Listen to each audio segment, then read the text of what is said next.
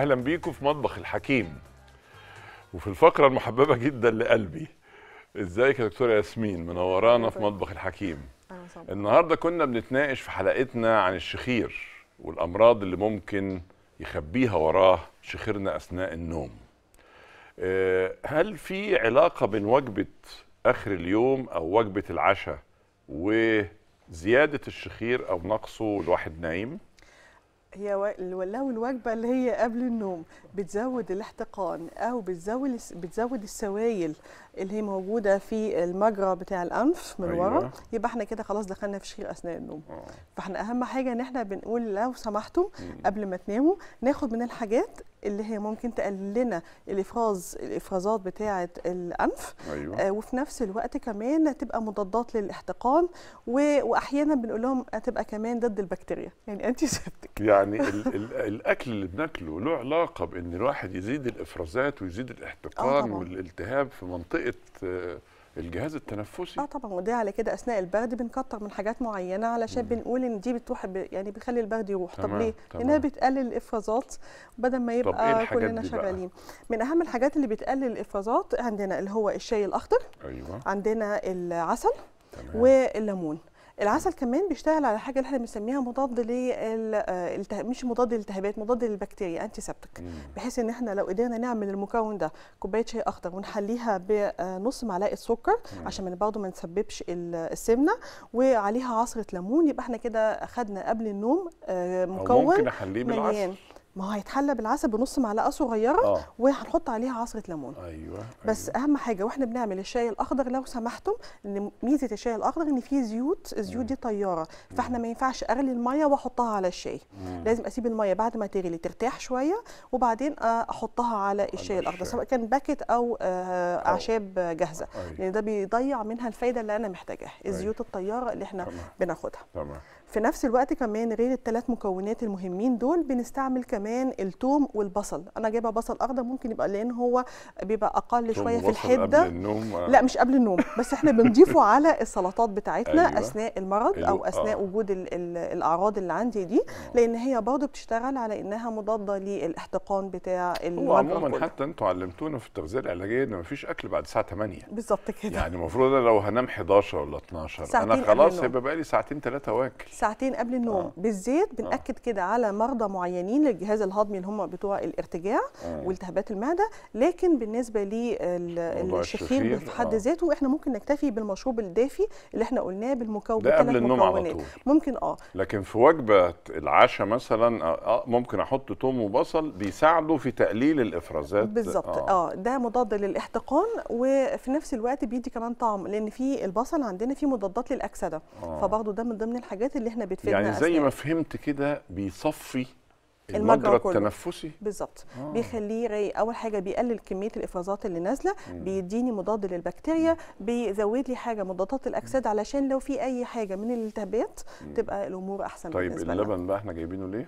اللبن لان احنا بنقول لو سمحتم عيان اللي بيعاني من الشخير بيقلل لي كذا حاجه. اول حاجه بيقلل لي منتجات الالبان، لان منتجات الالبان برغم انها مفيده جدا لينا. يعني مش جايبينه مش عشان ياخدوا، لا ده نقول له ما تاخدوش.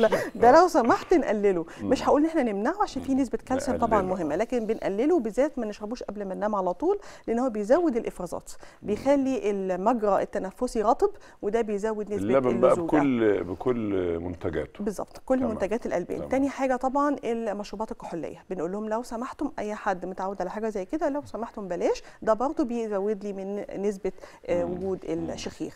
ثالث حاجه بنمنعها منهم، بنقول لهم اللحمه الحمراء. اللحوم الحمراء عموما لاي حاجه بتزود نسبه الالتهاب بتاعه الجسم.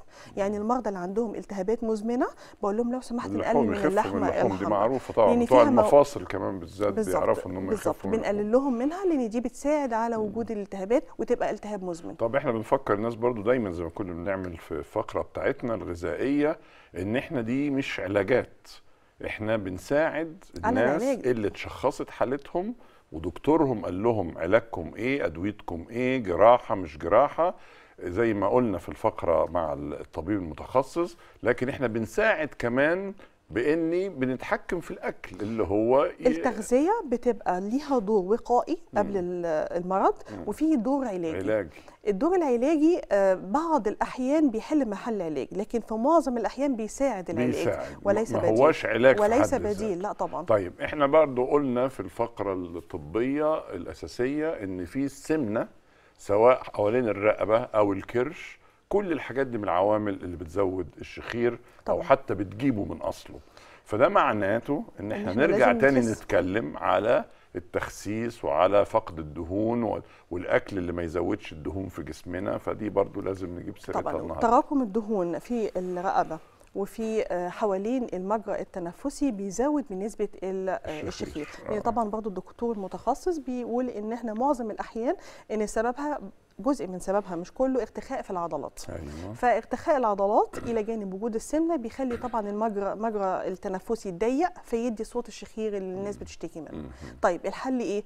في حل الدكتور المتخصص بيعالج منه، والحل الثاني اللي احنا بنساعد انهم لو سمحتم عايزين فقدان للوزن ان احنا نخس، بس لو سمحتم برضو الخسسان ده ما يبقاش فجائي، ما يبقاش على فتره قصيره، لان لو احنا خسينا بسرعه وكميه يعني وزن عالي وفتره قصيره بنرجعهم تاني الفترة اللي بعدها قدهم مرة ونص مرتين. ما عملناش حاجة. لا بيزيدوا مرة ونص، يعني لو خس 10 كيلو بيرجعهم 15 و17 كيلو وفترة قليلة، ويقول لك لا ده المشكلة فيا. لا، هي مش مشكلة فيك، المشكلة ان احنا خسينا بسرعة في وقت قصير، لان احنا بنخس مش عشان احنا بطلنا اكل، ده مش مرض هعالجه وبعدين ارجع اعيش طبيعي تاني واكل.